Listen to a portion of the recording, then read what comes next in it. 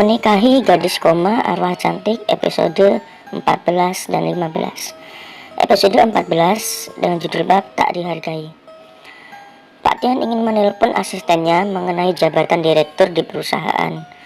Dia sudah tidak kuat untuk bekerja terlalu lama lagi. Namun begitu asistennya mengangkat telepon, ada rasa tidak enak hati jika dia menyerahkan jabatan itu untuk Elsa. Walaupun hanya jabatan sementara, tapi entah mengapa hatinya mengatakan tidak. Dia masih berharap Karin bisa secepatnya bangun dari koma. "Halo, ada apa tuan?" tanya sang asisten, karena Pak Tian tidak bicara juga. "Oh, tidak apa-apa, tadinya saya ingin mengatakan sesuatu padamu, tapi nanti saja." Pak Tian menutup panggilan telepon. Dia menemui sang istri yang sedang duduk di meja makan menunggunya. Makanan sudah banyak terhidangkan di sana. Tentu saja para pelayan yang menyediakan itu semua. "Ayo sarapan, Pak," ucap Bu Zora. Dia begitu sangat terlihat perhatian pada suaminya. "Bagaimana, Pak? Apa Papa menyetujui Elsa menjadi direktur di K Group?" tanya Bu Zora pada suaminya yang sedang sarapan pagi. "Papa masih kuat bekerja, nanti saja kita lihat perkembangan Karin dulu." Pak Tian terbatuk-batuk memegang dadanya yang terasa sangat sesak. Bu Zora segera memberikan obat pada sang suami. "Diminum obatnya biar cepat sembuh." "Terima kasih, Ma." Pak Tian mengambil obat itu dan meminumnya. "Bukannya semalam Papa bilang akan membicarakan masalah jabatan direktur ini dengan asisten Papa?" Bu Zora tidak mengerti mengapa Pak Tian berubah pikiran. "Iya, kalau selama 1 bulan Karin tidak ada perkembangan sama sekali, Papa sangat berharap Karin bisa cepat bangun dan berkumpul lagi dengan kita." Bu Zora sangat kecewa sekali dengan keputusan suaminya. Dia berharap Elsa secepatnya menjadi direktur di sana. Revan datang ke rumah sakit untuk menemui Karin. Dia hanya melihat Elsa di sana. "Mau apa kamu kesini?" Kalau Papa melihat kamu, bagaimana?" Elsa sangat panik saat melihat Revan yang masuk ke ruang tempat Karin dirawat. "Tidak apa-apa, aku akan menghadapinya," jawab Revan dengan santai. Dia berjalan mendekati Karin. Revan mengusap dengan lembut wajah Karin. "Aku akan secepatnya menikahimu, karena itu ayo cepat bangun sayang.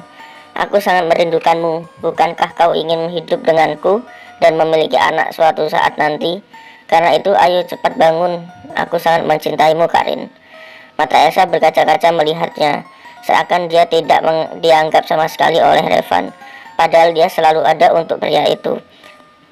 "Kau yakin mau menikahinya? Aku akan membocorkan hubungan kita pada semuanya jika kamu menikahi Karin."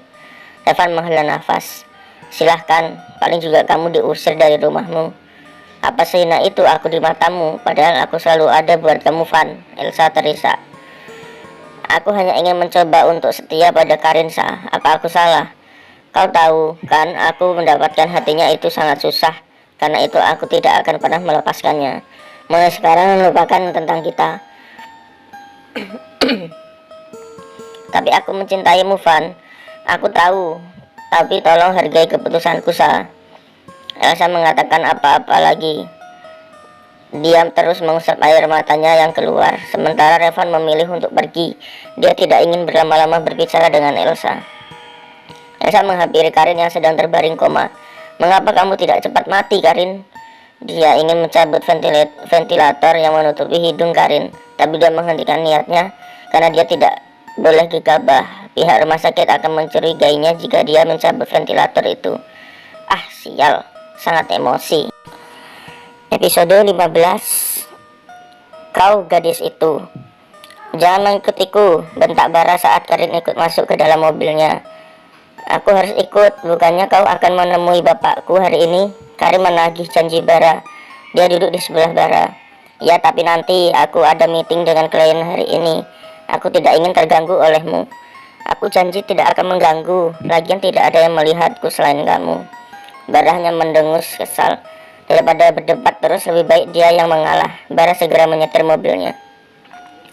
Bara tidak akan mampir ke kantor dulu. Dia akan langsung bertemu dengan kliennya. Karin terkejut saat Bara memarkirkan mobilnya di depan kantor BCG. "Mau apa kamu kesini?" "Sudah kubilang tadi mau bertemu klien," bentak Bara.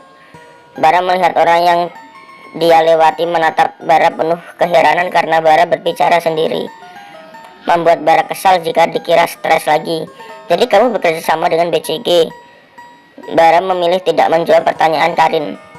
Apalagi saat dia memasuki lift ada beberapa wanita di sana. Untuk apa bekerja sama dengan BCG? Lebih bagus cari kalian lain saja yang lebih berkualitas. Dan aku bilang diam, bentak Bara. Beberapa wanita yang ada di lift sana yang sedang mengobrol langsung diam karena mengira Bara membentak mereka. Mereka menatap Bara dengan tatapan aneh karena berani membentak mereka yang padahal tidak saling mengenal. Untung ganteng, pikir mereka. Bara hanya mengeruk leher. Dia merasa jengkel dengan Karin yang terus mengajaknya bicara. Dia segera keluar dari lift dan menuju ruangan Revan. Karin mengepalkan tangannya saat melihat Revan. Saat itu Revan menyambut ramah kedatangan Bara. Pak Bara, sapa Revan, silahkan duduk. Jadi namamu Bara? Karin jadi teringat dengan nama pria yang akan dijodohkan dengan 3 tahun yang lalu. Bara tidak menjawabnya karena takut dikira bicara sendiri. Ada apa pagi-pagi memanggilku ke sini, Pak Revan? Tanya Bara dengan bersikap tak kalah ramahnya. Jadi aku ingin membahas masalah kerjasama kita waktu itu. Aku ingin membangun sebuah hotel di kota XXX. Aku ingin Neo Group yang menanganinya, ucap Revan. Bara, Neo Group? Apa pria yang ini yang akan dijodohkan denganku 3 tahun yang lalu? Hati Karin bertanya-tanya.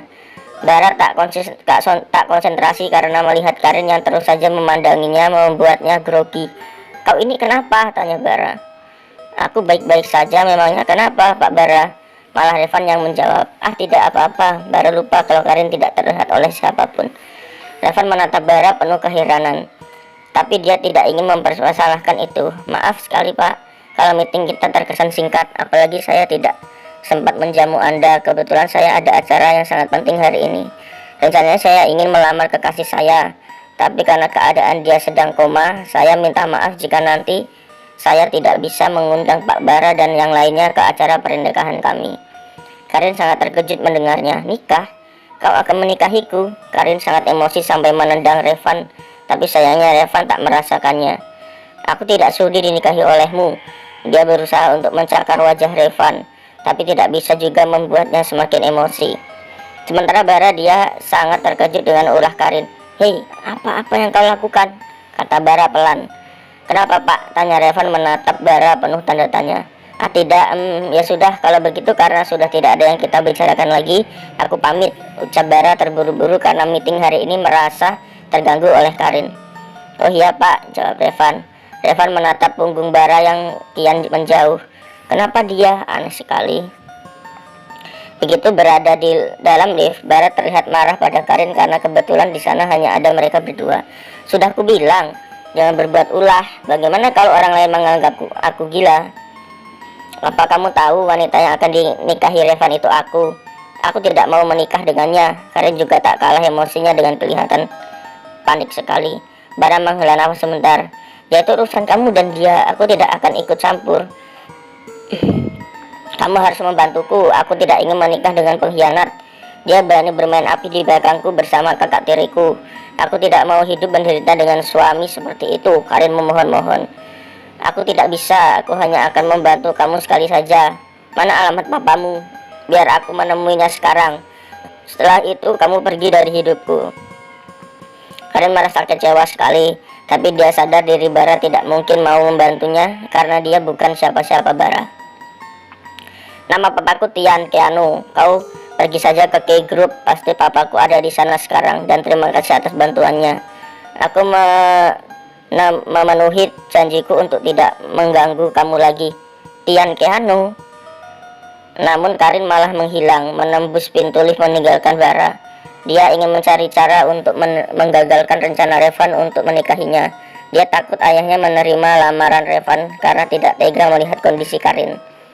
Walaupun tidak tahu caranya bagaimana untuk mencegah rencana Revan itu.